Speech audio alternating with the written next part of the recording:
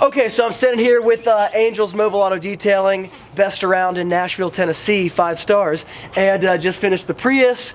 So I wanted to get a quick interview with him, ask him some questions as a guy who goes around and details several cars a day, sometimes more cars than I would ever be able to get through. And so for you guys starting out, this would probably be a really good maybe insight. So anyways, I was just asking you a couple questions about what you do every day, but on an average day, let's just like mark it as the average, how many cars will you try to get through? I try to shoot for about 8 cars a day. Just, just depending on the condition of every vehicle, depending where we go, because we do travel, we travel to Nashville and travel back to Chapel Hill, so sometimes it's 45 minutes, an hour away to get to a car, but just depending on, the condition, depending on what we have in those locations, stuff like that. So 8 cars a day, okay, and then the probably the best thing to talk about, you said that you have probably like 40 or 50 regular clients. Correct, yeah. So these are people that you see like how often? I do have customers I do weekly. There's some we do on a weekly basis, there's some we do bi-weekly, and just depending on customers, some people just love having their cars clean all the time. Right. Some people love perfection 24/7, and some people, they want to wait 3 months, 4 months to get it done. So, our goal is always to keep the consistency with people and just keep them clean. Yeah, totally. So on a weekly basis, how many people would you say you have like on a weekly basis versus like, let's say monthly basis? Weekly, we probably do a good 20 cars. No way. Every regular weekly customers. Okay, wow, that's incredible. So.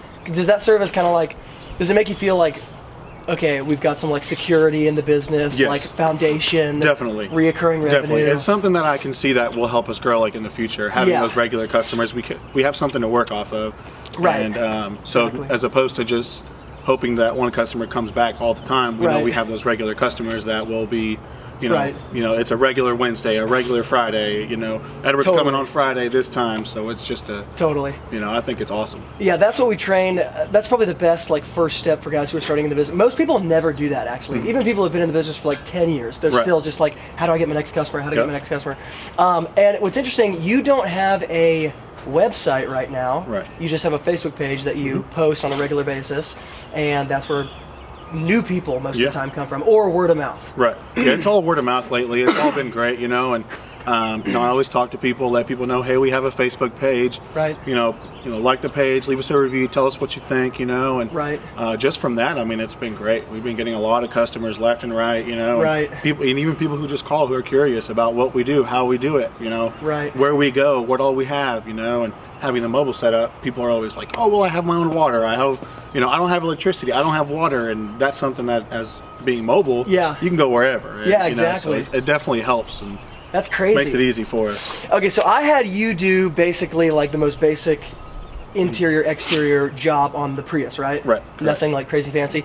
Okay, so do you ever have people who you do a basic detail like this and they pay you whatever you charge, and then they come look at it and they're like, oh, I thought you were going to do this, or I thought you were going to do this. Does that ever happen? No, honestly, when I first started, that was the mistake I was making. I was telling people, you know what, it's going to be this price, and then I show up and I do it, and I'm like, well, I thought you were going to do this. I thought you were going to do that. So now I always like clarify like what that price covers. What we start at, what we do, And you do that on like the front end before you ever show up. Yeah, before I even show up, I let them know this is the basic cleaning, and then even when I get there, I let them know. I say, I want to see your vehicle. I want to see it with you, so we can go over what we talked about over the phone. And then if there are anything that is different than what I said or different than what you said, then price changes.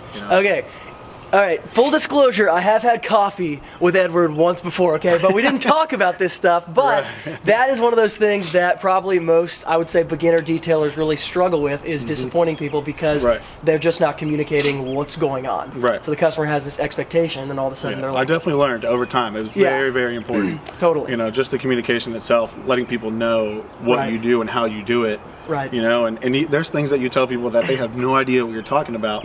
But you telling them and letting them know this is what this is what that is. And just the communication between that itself, you build like kind of relationship with them and feel like they trust you. All of a sudden they have a bigger idea of what's going on.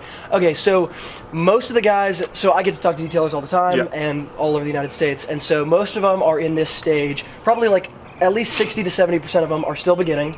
They're still struggling to get their first customers. So when you were starting out, is there anything that you can like point to where you're like, yeah, it was hard to get customers here, but then like this thing switched and all of a sudden it started to happen? Like what did you have more customers than you need right now. Right. So like how did that happen? Honestly, just the word of mouth, you know, Okay. and just talking to people and, you know, obviously we know a lot of people from school and stuff like that. We have a bunch of friends who always post on Facebook for us. And, Right. You know, and that helps a lot. Okay. But other than that, it's just, you know, the word of mouth. The Yeah. word of mouth is unbelievable around here. You know, there's a lot of great people. And so, Right. I mean, just the community, you know, Right. they talk, community talks. Yeah, so, especially here. Yeah, especially here.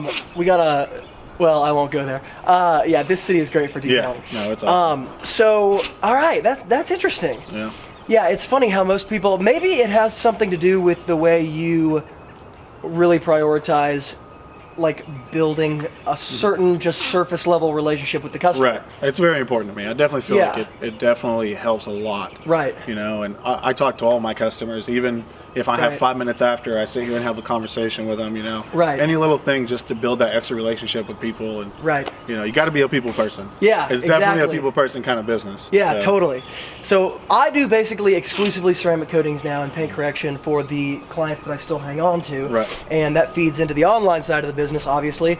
And then basically the people that are doing washes like this and shoot me a text, I always send them to you. Right. So if somebody is starting out, would that be something helpful if they knew another detailer in the area I think it would help. maybe did You know, certain things yeah. apart from what they did? Right, I think it would help, you know, for people starting out. Yeah. I mean, now we've gotten to the point where we start from that beginning stage Right. and forward. Right. But definitely with somebody who isn't as experienced, you know, somebody who's just starting out. Sure. Or even if it takes, you know, sometimes it takes people longer. So let's say another year from Right. when you first started, then definitely having somebody else to base off of, or even just Right. ask questions like I was telling you. Sure. You know, as simple as that, and you know, Sure. that definitely helps a lot. Yeah, well, it's great because when we got coffee, I was asking about like your business model, how you're doing it, why you're doing it, and we focus on the online stuff most Right. nowadays, you know. So we're not doing too much of this kind of detailing, and so it's good to get inside the world again. Of Yeah. like, okay, what is it look day to day, monthly Right. detailing, you know, all this stuff. Very cool. So if you had like a piece of advice for guys who are starting out who are kind of struggling to get customers and they're struggling to like maybe do a quick job, they're like spending too much time. Right. What would be some like general advice that you might be able to give them? The best thing I did was have somebody else with me. Okay. You know, get a teammate, get a partner. Okay. You know, and Really? You know, just because it's like I always say, having 4 eyes is better than 2. Yeah. You know, and then you work faster. You work a lot faster than you would think having another person. Right. And then let's say you are struggling with clientele, and you do have that extra person. Well, the way I kind of worked it out was like I had somebody part time. I had somebody just here and there when they could help. Right. And then honestly, I didn't have that much of a problem when I first started because it blew up so fast, honestly. Right. But from what I did see was more like, you know, just the communication. You tell somebody, hey, you know, tell your friend, and we'll give you $5 off your next wash, $10 Right. off your next wash. Just something to grab people's attention. You Okay. know, that's all you got to do, really, is just try to pull people in as much as you can with the littlest things. You know. Okay, and practically, let's say that somebody is like, okay, I'm going to get my friend or this person to just come help me part-time. What's the easiest way for them to start paying that person?